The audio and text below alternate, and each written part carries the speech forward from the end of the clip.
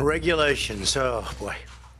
It's a lot of regulations. The head people, they're petrified of the regulators. They're petrified. They can't move. The regulators are running the banks. So we're going to do a very major haircut on Dodd-Frank. We have some of the bankers here. There's nobody better to tell me about Dodd-Frank than Jamie, so you're going to tell me about it. But we expect to be cutting a lot out of Dodd-Frank because, frankly, I have so many people, friends of mine, that have nice businesses. They can't borrow money. They just can't get any money because the banks just won't let them borrow because of the rules and regulations in Dodd-Frank. So we'll be talking about that here in terms of the banking industry. Welcome to the Red Flag Mania podcast, your one-stop shop for all things fraud. We're diving deep into the world of scams, corruption, and whistleblowers. Think of us as your personal fraud detectives, unearthing the hidden scandals, the brave souls who dare to expose them, and the lessons we can all learn from their experiences. So grab your popcorn, start your walk, or sit back and get ready to dive into the murky depths of the human condition. We're your hosts, Roni Jackson and Kelly Richmond Pope, and this is the Red Flag Mania podcast. KRP, what are we talking about today? On our Red Flag Mania podcast, we've sort of had a theme of whistleblowers. And so depending on how you feel, some people might use the word whistleblower. Some people might use the word snitch. Some people might use the word rat, traitor, tattletale. Now, we at the Red Flag Mania podcast never use such terms. Never. But this is a pretty incredible whistleblower story that we're going to hear today. I agree. And I think, can we tell them what it's about? Yeah. All right. So it's about Wells Fargo and their cross-selling fraud story. And from the horse's mouth, from a whistleblower who was like. And it's really about how Wells Fargo broke their customers' trust, but also broke their employees' trust and all the ethical behavioral standards that they set up. But what I want our listeners to think about is they've probably heard of this case. They might not have heard from a whistleblower sharing her experience from it. But what would you do? If you saw wrongdoing going on the job, would you say something?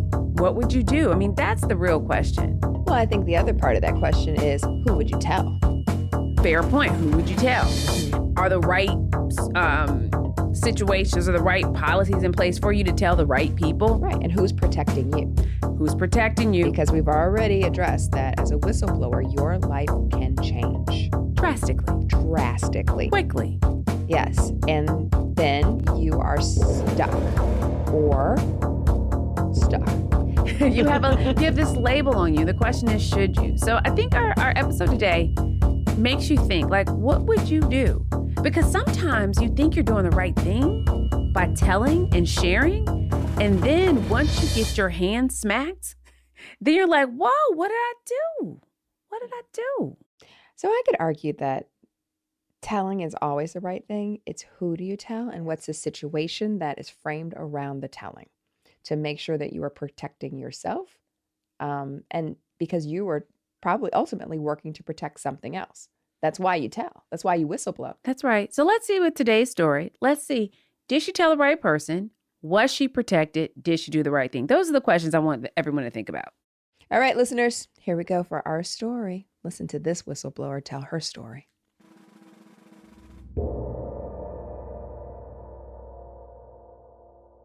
I started working for Wells Fargo. Actually, I started working for Wachovia about 2006. I started out as a banker, back then they were called CSSRs. So I started out as a customer service representative.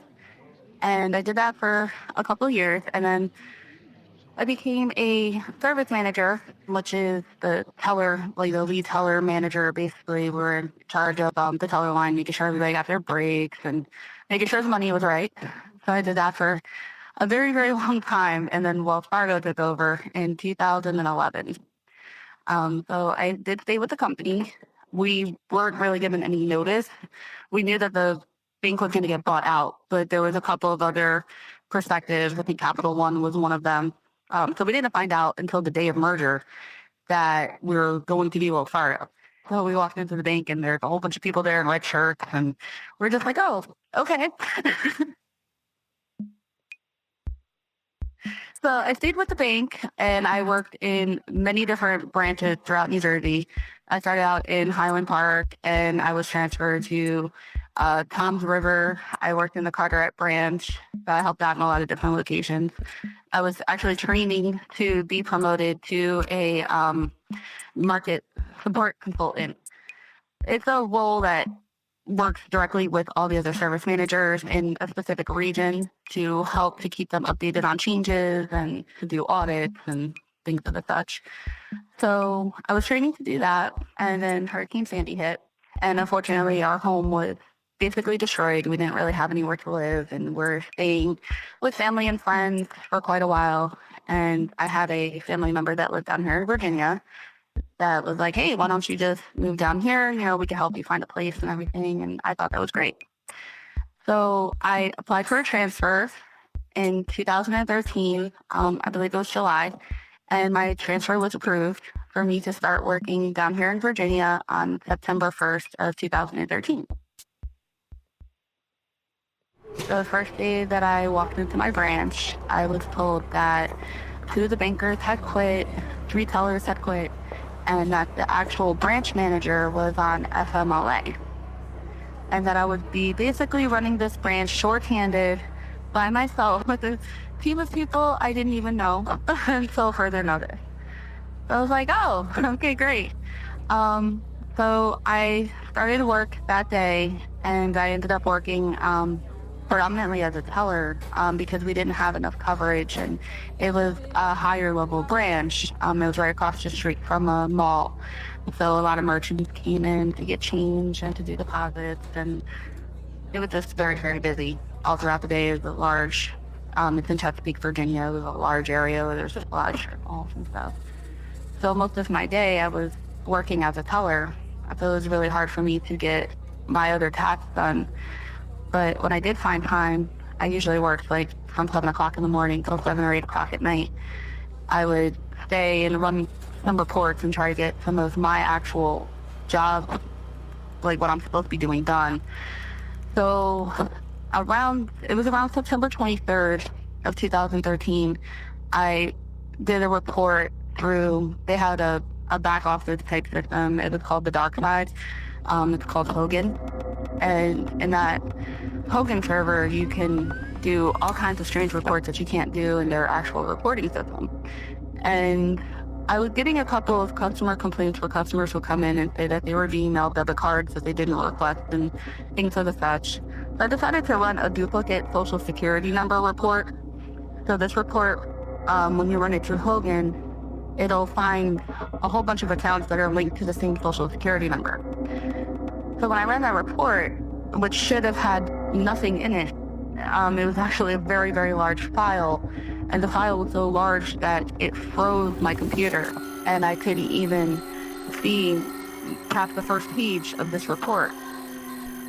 And I was just like baffled because I've never seen so many things come up on this report before. So a lot of when the report pops up, it shows you the last 4 digits of the social, and then it'll show you the address that's linked to the social and dates that accounts were open. And it's typically in social security number order, but you could change the order. But as I'm looking at the screen, a lot of the addresses were the same. So I logged out of that computer and logged into a different one because it was frozen. And I decided to do a duplicate address search, and I searched the branch address. And when I searched the branch address, there was over, I think, 1,500 accounts that were found with the branch address. And there shouldn't be more than a handful of accounts at that branch because each branch has like a petty cash fund and things like that.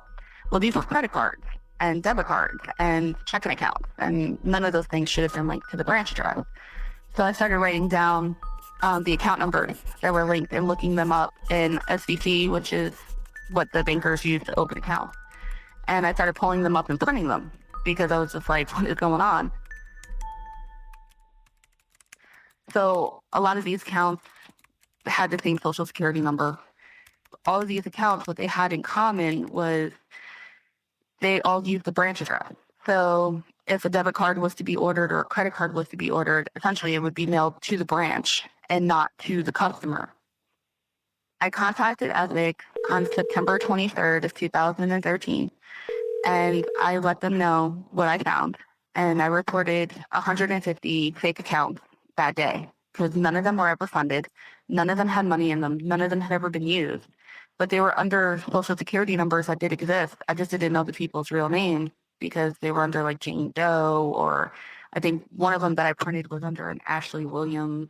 It's just strange, like common names just getting put in there just so that people could get their bonuses.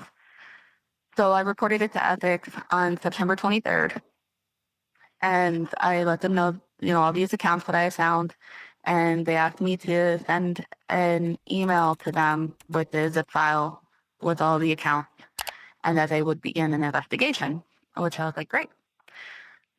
About 4 days goes by, it was about a week, and the district manager comes into the branch and asks to speak with me.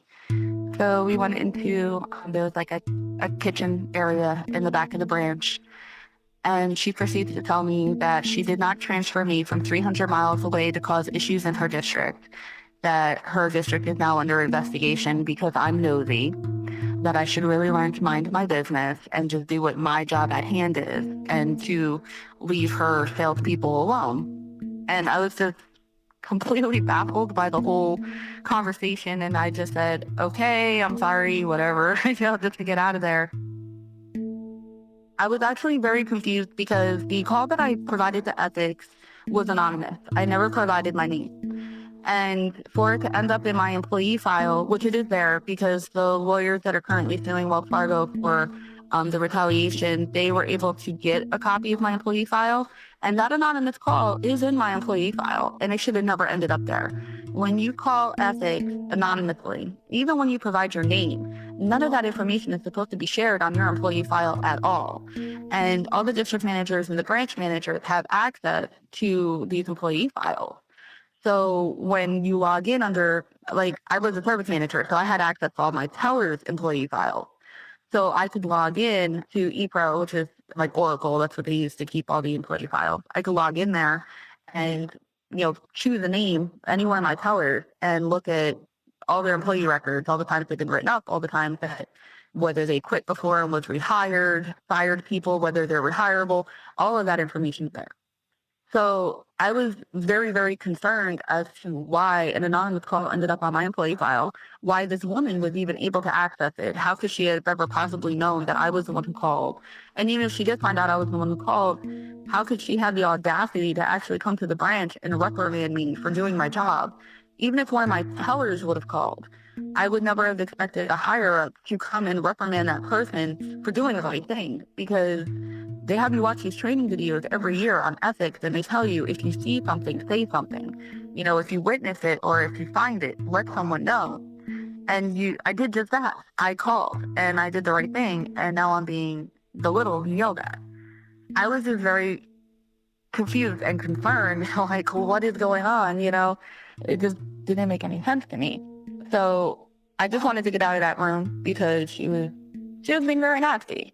She was not a very nice person, and she was very aggravated that I had made this phone call, and she said she was going to lose her bonus over this and all this stuff, and I just wanted to get out of there. So I pretty much said whatever she needed to hear to get her to leave me alone, and I walked out of that room and just kind of put my head in the dirt. I was like, all right, this is not going to be a great situation for me. And I was right. It was 2 days later, her and the MSC came in and woke me up for not maintaining proper night drop logs. And it was a log that we didn't use in New Jersey, that nobody had even showed me it existed, because I didn't get any proper training when I was transferred down here. They did things a lot different down here, because New Jersey was a pilot state. We did everything digitally. Where down here, they were actually keeping physical, like handwritten logs. So a lot of these things I had no idea existed. And when they threw me into this branch, they never provided like a lead teller. There was no lead teller. That woman had quit prior to me even coming down here. So there was nobody there to say, hey, look, let me stick by your side. Let me show you how to do this or do that. They were kind of just like, hey, here's the branch. Good luck. Here's the keys. Have a great day. And they all left. So they wrote me up for not maintaining proper logs. Well, it was not actually a write-up at that point. It was a warning. During this warning, I wrote down how I feel I could change that behavior or whatever. So I wrote down on the form that, somebody coming and properly training me on the different types of logs, there's various logs that are used there that I'm not familiar with, would definitely help to prevent any further situations where a log wasn't being maintained properly. So they agreed that they would have somebody come, and nobody ever came. In the meantime, I'm still trying to figure out how to do things I'm supposed to be doing while operating as a teller 8 hours a day and trying to keep, cash ordered. And, so I'm kind of being thrown all over the place. I never got a lunch break. I couldn't leave the branch. I was the only person with override authority. So I couldn't even, step away for 15 minutes because if somebody needed an override and I wasn't there, they would have to come looking for me. I was lucky if I got to use the bathroom, because I couldn't go far. When they wrote me up that day, when they gave me the formal warning that day, and I had explained, that we're extremely understaffed, I don't have the necessary tools that I need to do my job successfully. They were very apprehensive to that, and they were like, well, you've been working for this company for long enough to figure it out. And I'm like, yeah, well, I also worked in a pilot state, and we did everything digitally, where if you scan something, there was already a paper trail without you having to print a piece of paper at all. It was there. And here, everything is paper, and I'm not aware of these logs. So they kind of used that against me. And anything that they could find, any reason they could find, like the mailman had came in one day and left mail in a banker office that nobody used. And they wrote me up for that because I didn't see him put the mail in there and I didn't go get the mail. And mind you, it was a magazine and some advertisements. It wasn't even anything important. But they gave me a formal warning for not maintaining the mail that comes in and out of the branch. Yeah, so this went on until October, around the 13th. I was on vacation from the week of the 15th because my godmother, I'd already planned vacations, but my godmother ended up passing away that same week. The Friday that I found out that she passed away, I went into the branch and I let everybody know, hey, look, I'm going to New Jersey next week for a funeral. So if you guys can be in touch with me Monday, I may not be able to answer the phone because her memorial service was Monday. She was cremated, so there wasn't an actual funeral, but her memorial service was Monday. So I let them all know, if you need anybody, you're going to have to contact Joyce, the MSC. She's going to be the only person who can help you because I might not be able to answer the phone. And they were just like, okay, whatever, I left to go to New Jersey. I had my daughter with me, who at the time was 7 or 8 years old. And it was October 15th was the date because it was also my birthday. And they called me around, it was 3 or 4 o'clock in the afternoon.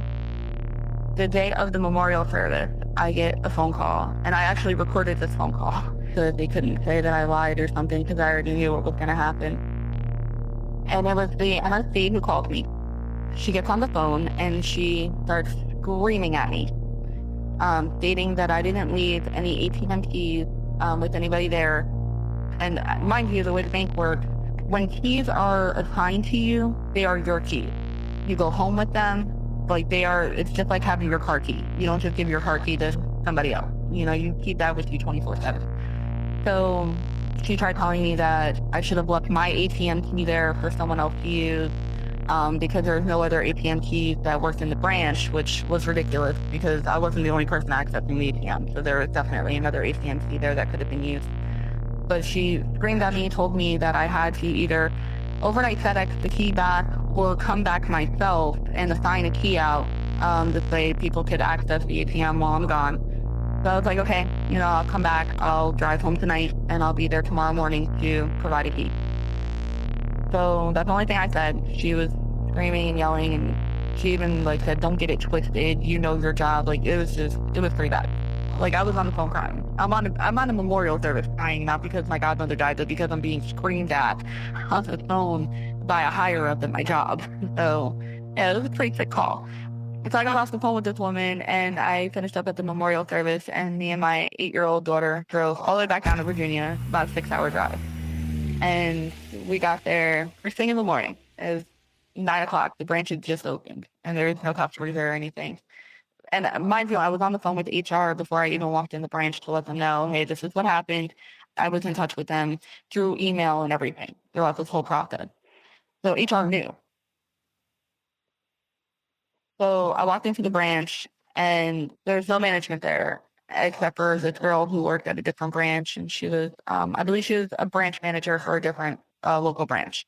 And she ended up getting fired because a lot of the big accounts that I found came from her branch. So she ended up being terminated like quickly after this, after the investigation was over. Her name was Annie. So I walk into the branch and I'm like, hey, they said that you guys needed an ATM key. I'm just here to assign a key. And Annie's like, oh no, they have a key. They're fine. And I'm like, well, how come nobody calls me? Like, I just drove from New Jersey all the way down here to give you guys a key. And she goes, oh, I don't know why they didn't call you, but we have a key. Okay. So I'm turning around with my daughter to leave. She was like, oh, wait, you can't leave yet. You have to call Joyce, the MSC. Well, I'm on vacation. I'm not even supposed to be here. Like, I'm not calling her today. And she's like, well, Joyce says that you cannot leave until you call her. Okay, this is ridiculous. And at this point, I was about to quit. Like, I was just over it. So I was like, look, I'm just going to give you all my keys and leave. And then this woman, Janet, who was actually one of my tellers, she was like, Lynn, don't do that. Don't do that. It's not worth it. Just call her, see what she wants. She's like, I could sit here in the office with you if you want. All right. So I go into the office. My daughter's in the office with me, and I get Joyce on the phone. And I was like, hey, I'm here. I came to bring the key. They said they already had one. I just wish somebody would have told me. She goes, well, we don't have to check in with you. If you wanted to know whether or not they had a key, you should have called there first. Well, you called me yesterday while I was at a memorial service to tell me they had no key and to tell me to get my ASS back here to give them a key that now they're saying they don't even need. And she was like, oh, well, you got it twisted. I didn't tell you that. I told you just to mail it. I'm like, whatever. I'm like, yeah, you're right. I gotta go. And I hung up on her and I got up and left. So my daughter was crying. She was very, very upset. She started crying when they told us we couldn't leave. So my daughter's just sitting there and she's hysterical. And she still remembers this to this day. She's 11 now and she still remembers this. So I'm trying to get my daughter to leave. And they just kept asking me questions. They're like, well, what did Joyce say? And I'm like, it doesn't matter. I gotta go. I'm on vacation. I'll see you guys next week. While I was on vacation, the manager who was supposed to be out on FMLA came in with another banker and they went through my desk and they kind of tore it up. Like nothing was in the same spot it was before. I came back to work. They had audited my cash box, behind my back. I had no clue any of this was happening. And cash boxes are allowed to be audited in dual control, which is fine. But when you have two people auditing your cash box who have malicious intent, it's not fine. So I came back to work and that's when I found out that somebody had been in my desk and there was pictures of my daughter that I had in my desk that were missing. And one of them had some kind of tape stuck to it and they were her school pictures. So I texted the manager who was on FMLA because everybody told me, she was the one who was in my desk. And all I texted her was, hey, I know that you went into my desk, that's fine. Could you just tell me where my daughter's pictures are? Well, instead of her texting someone else, I don't know who she intended to text. I'm assuming it's the district manager. She accidentally texted me back that I was at the branch causing an issue, causing a big scene, and that somebody should go there and terminate me immediately. Mind you, I was not causing a scene. I just texted her and asked her where the pictures were. So I accidentally get this text message that she intended to send to someone else, and I read it, and I just start giggling because I'm like, this is just silly. So I text her back, and I'm like, Darlene, I'm not causing a scene. I was just wondering if you saw the pictures that were in my desk, because all I care about is getting my pictures. And I have that all screenshotted. And she replies, oh, I'm sorry. Not a big deal. Don't worry about it, basically. So I didn't even tell anybody the pictures from nothing. I just contacted her directly. So I contacted HR and I forwarded the text messages to HR because I'm like, this is just ridiculous. I wasn't causing a scene. Nobody was trying to get anybody in trouble. I was just legitimately looking for the pictures. Because as of this point, I had started packing up my desk because I was quitting. I was done. So the reason why I was looking for the pictures is because I had brought a box to work with me and I was putting all my personal items in the box.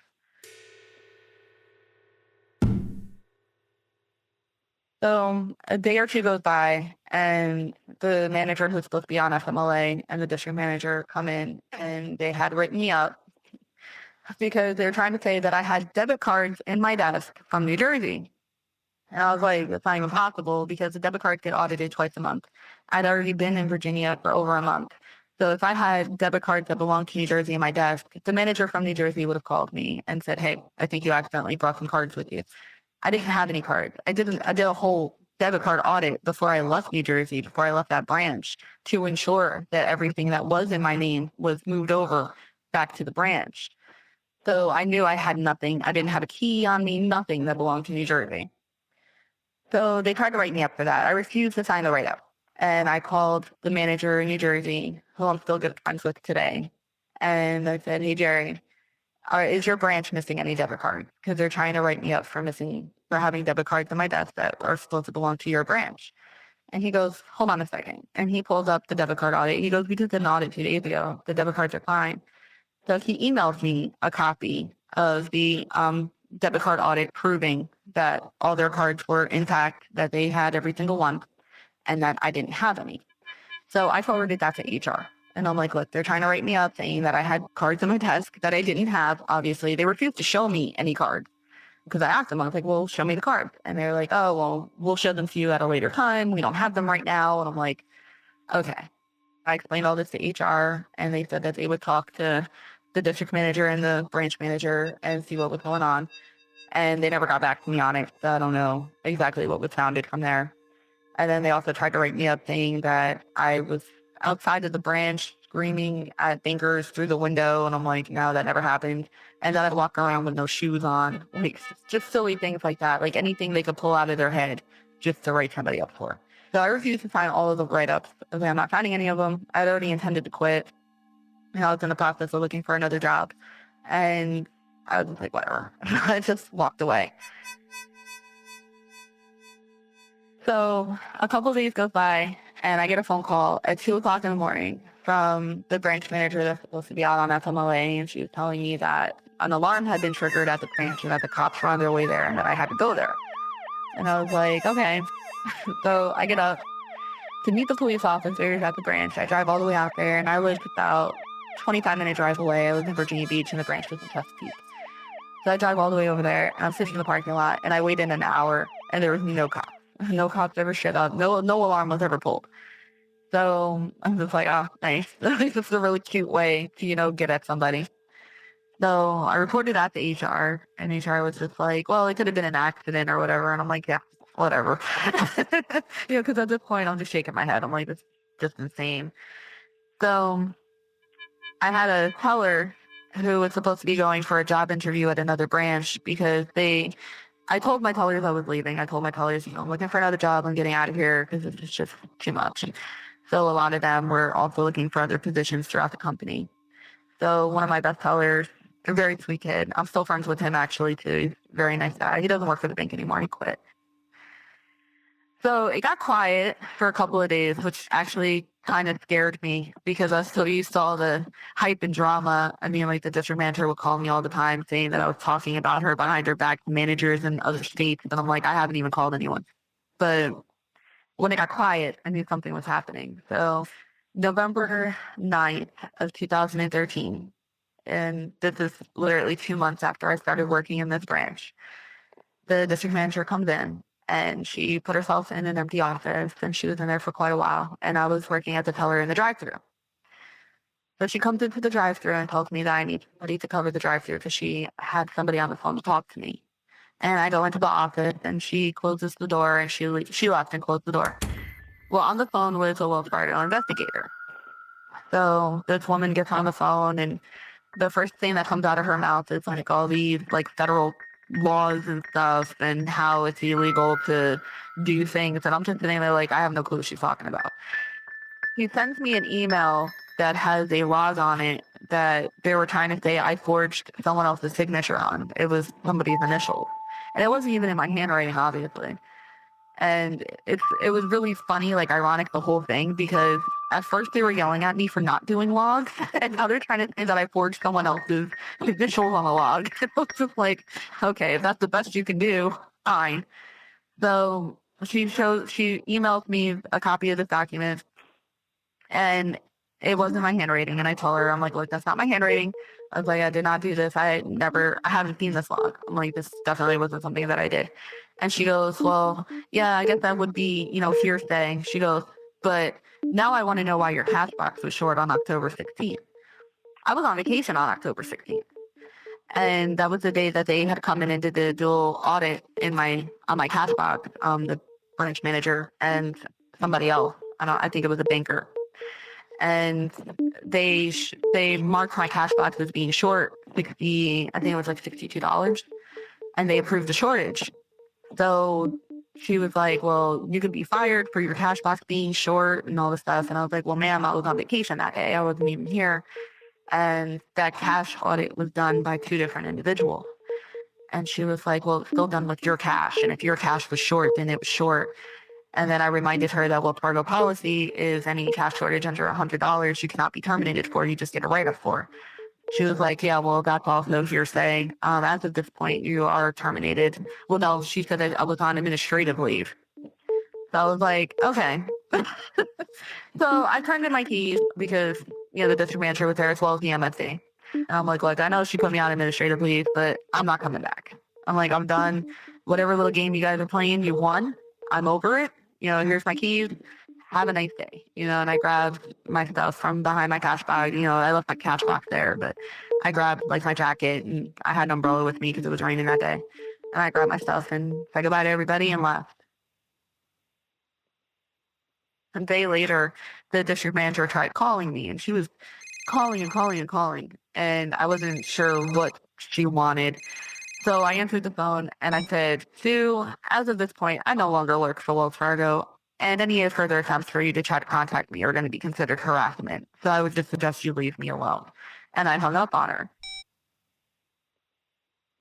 A week later, I get a letter in the mail saying that I was terminated from Wells Fargo for falsification of bank record. And I was just like, wow, this is really funny. Like, really funny. So, yeah, they were able to block me from getting unemployment, which was even better. I had to go to New Jersey unemployment appeal court to get my unemployment reinstated. They tried to tell the state of New Jersey that I stole money out of an ATM. And I was just like, that's ridiculous. Like, why wasn't I arrested if I supposedly stole money? And then they weren't even able to supply the judge with any kind of proof that there was any money missing whatsoever from any of the ATMs in the branch. So Wells Fargo got fined from New Jersey unemployment for lying and saying that I stole money when I obviously didn't.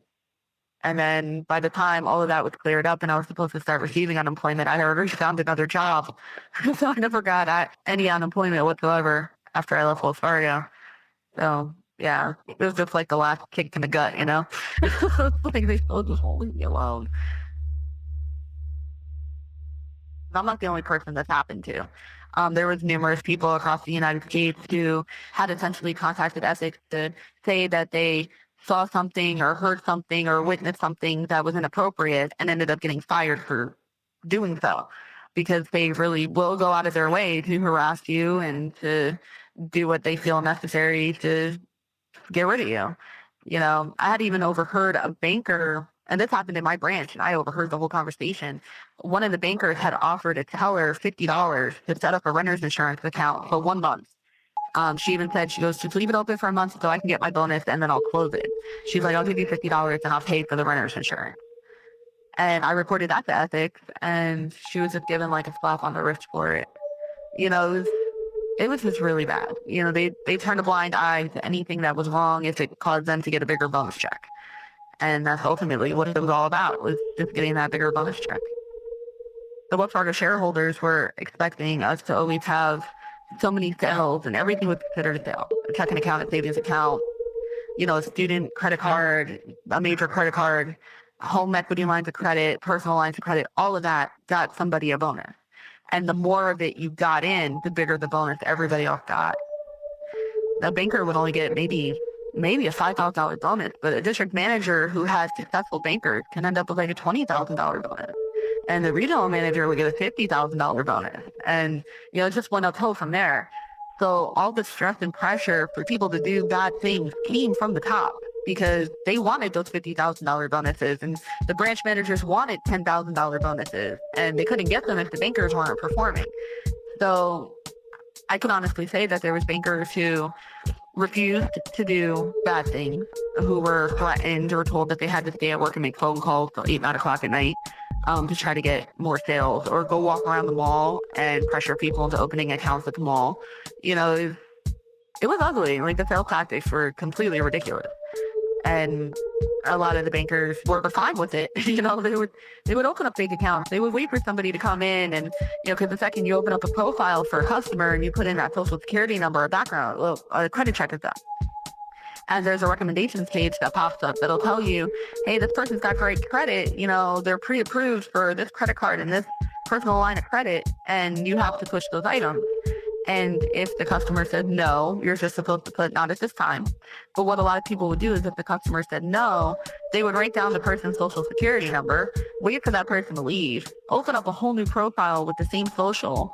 This way the recommendation screen pops up again, and hit yes to both items, and have everything linked to the branch address. So that credit card that was ordered under your social ended up at the branch. You know, some of the credit cards were used. They weren't just thrown away. Some people actually used those credit cards to buy lunch. I mean, there were tellers who were driving BMWs. They didn't get that from working at Wells Fargo. Tellers only made $11, $12 an hour. You know, like, a lot of this money was stolen. It was being liquidated, and everybody turned a blind eye to it because everybody was getting bonuses. So nobody cared. I reported 3 home equity lines of credit that were held against properties that the owners of the property didn't even know existed. And ethics was just like, okay, yeah, we'll delete them. Okay, well, you'll delete them, but that credit, like, that person's credit is still tarnished by this, because now there's a HELOC open on a property that they own. It might not be a big property. It might just be like a vacation home or something, but that's still their home that somebody opened the home equity line of credit for under their social with someone else's name, and the branch address is the home address, and nobody seems to care.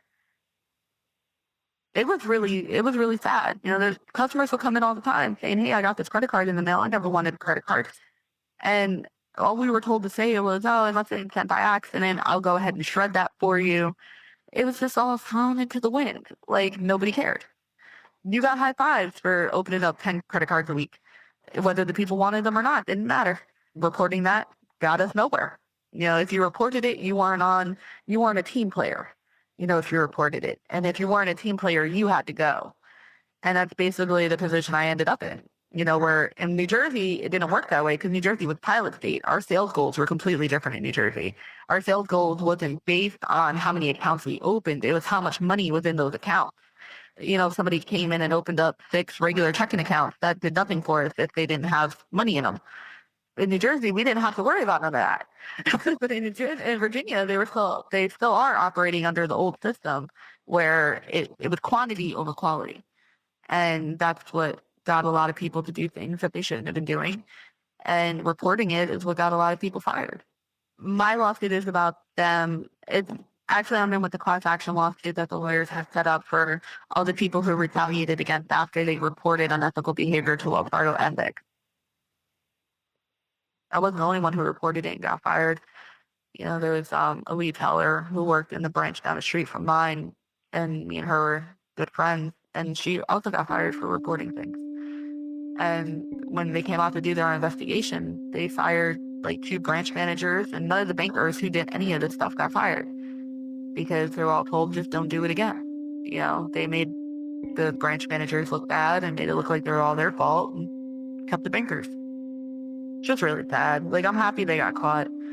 Not because I'm not trying to make any money off of it. I'm really not. Because what's done is done. I just feel like I'm finally getting some kind of justification for everything that I went through. You know, in 2 short months, I'm finally being justified for those 2 short months that I was even in there. Even my old branch manager wrote me a really good letter of recommendation before I even moved down here. And I reminded HR about that when they were trying to agree with the district manager and saying that I was causing trouble. I'm like, I worked for this company for 8 years and have never been written up. I've been promoted 7 times in 8 years and was never written up. And now all of a sudden in 2 short months, I'm a horrible person. Like, it doesn't work that way. I've always had a very great work ethic. In fact, since I left there, I've been working for the same job since. And I've been promoted 3 times in 4 years. So I'm not a horrible employee. And I know I was an asset to the company. But they decided to throw that away with a bunch of craziness. So, yeah, I'm just happy they got caught. And I hope that all the bankers and all the district managers and the regional managers who were in on it, who knew about it, who knew that they were firing, like literally getting rid of people for doing the right thing and keeping people for doing the wrong thing, I hope they all get terminated. I really do. Because they were the issue. Right now I work for a car dealership. I actually buy cars from auction so that they could be resold on the lot. When I first started working there, I just worked in the cash room. And I was just doing cash audit at the dealership. And then I was working as the service manager. And then I was working in parts. And now I buy cars from auction. So I do DXing. So yeah, I'm doing really good. I'll never work in another bank again. I'm completely over banking. I don't even want a bank account. That's like I'm done. Like, I want nothing to do with the banking industry. But when this all happened, it was very detrimental because me and my daughter, I'm a single mom. You know, me and my daughter had just moved down here from New Jersey. Within 2 months of me moving down here, I lost a really good paying job. I was making $25 an hour at Wells Fargo. I was getting paid very well. And I flew through my savings account just trying to keep our apartment, you know, and I claimed bankruptcy. We just about became homeless. You know, if it wasn't, my brother wasn't going to let us be homeless, but, you know, if I didn't have family living down here, who's to say me and my daughter wouldn't become homeless? You know, my car got repossessed. I was behind like $300 on the electric bill. Like, it got really ugly, like that first year after I left, because I didn't know anybody down here. I didn't have any networking available to me to get me a good paying job. So I ended up working at a car dealership in the cash audit room, which only paid $11 an hour. And when your rent is almost $1,000 a month and you're on the lease, you can't just leave, you know, it was a very hard time. You know, me and my daughter went through a very, very hard time. But now we're doing good. You know, I own my home. I have a car. Like, we're doing fine now. But that year, I mean, it was a very rough year. And part of me, I hate that it happened, but I don't regret it because all that builds character. So it's okay. But it was a very rough year and none of it needed to happen. And if anything, I just regret coming down here. I should have just stayed in New Jersey because I'd probably still be working for Wells Fargo today.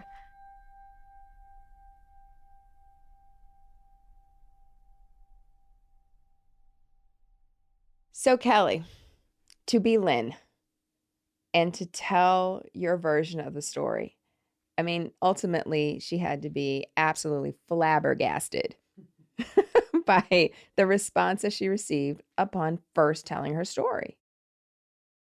And there were others that told their stories. Lynn was just the first person I could get to. But it's interesting because do you want to be implicated in the fraud? No, you don't. Mm-hmm. So you're better off telling. But when you tell and then you're reprimanded or fired, you don't know which way to go.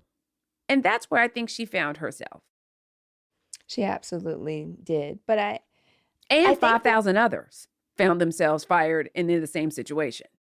Yeah, but some of those 5,000 people were opening up false accounts to make sure they get bonuses too. They weren't all whistleblowers. Well, no, they weren't all whistleblowers, but they were told to do that. So Yes. like that was, you know, that was company culture. Yeah. Well, I think their CEO came from another company where he invented this strategy. And then he brought that strategy over to Wells Fargo, who, by the way, said that they are in 1 in 3 households. I mean, that's huge. 1 in 3 households. So the question, what would you do? If the tone at the top is create these fictitious accounts to charge more fees and you know it's wrong, do you become a Lynn and speak out about it? Or do you become employee X and do it? Because that's what you're told to do and you're rewarded for doing it. What do you do? I don't know. Good jobs are hard to come by. So I think you feel Good job. good jobs. Yeah. I mean, these good jobs are hard to come by that people feel obligated. Again, I think this goes back into this theme of protecting yourself, protecting your family, protecting what you've created. And if you lose your job, you are not protecting your family. You're not protecting what you've created. And you're probably not in some ways protecting yourself. Except on the flip side of that, if you get caught, it's a catch-22. it is. And so you can't blame it's hard to blame the people, but it's easier to blame the leadership. Just as on a personal note, it makes you think about why it's important to live with like that 6 months of savings so you can just walk away from a job if you had to. Because if you find yourself in a situation like this, what are you going to do? It's not if you find fraud, it's when fraud finds you. Right. But that's a level of privilege that a lot of people don't have. And I think that 6 months is... Okay, 1 month. Well, 1 month doesn't get you much. Okay, 2 months. That'll get you to commit the crime. Okay, 2 months. 2 Right, months. because now you got kids that need to go to Mortgage. school. You got daycare, you got diapers. You have a lot riding on this. So I think it's how do you incentivize your employees? And then once those employees start making these decisions, I think I said this before in another podcast. Like you want the people to do the bad behavior for a good reason. If they're going to do it. But there's something called the whistleblower triangle, just like the fraud triangle. And it's the same 3 indices: opportunity, pressure, rationalization. What is your opportunity to whistleblow? Like you're saying, who do you tell? What is your rationalization as to why you should whistleblow? Are you just mad at somebody? Or do you really morally believe that it's the right thing to do? And then what's your pressure? Is there any pressure? Sometimes that pressure is internal, but there's something called the whistleblower triangle. I think there's also something to do about being a good person and being a good human. Well, because it's not just the company and the bonuses. It's all the people who were impacted. But so good. their credit could be hit. Sure. There are people are opening up accounts in their names that they don't know about. I mean, there's a human element to this. But good is subjective because everybody's good is different. Good might be, like you said, protecting my family. And me keeping this good job is protecting my family, so I'm going to keep my mouth closed. Or good could be what my company is doing is wrong, so I'm going to speak out. I might lose my good job, but that's also being good too. So good is a subjective kind of experience that is different for everybody. Well, in this case, I think Lynn was the good person. I think Lynn was the good person. In the institution, Wells Fargo was the big bad wolf. Lynn was the good person.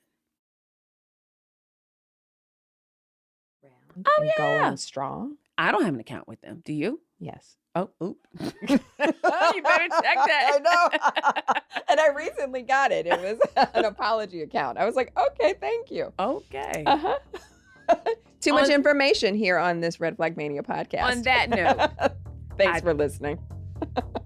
We'll be back for another episode.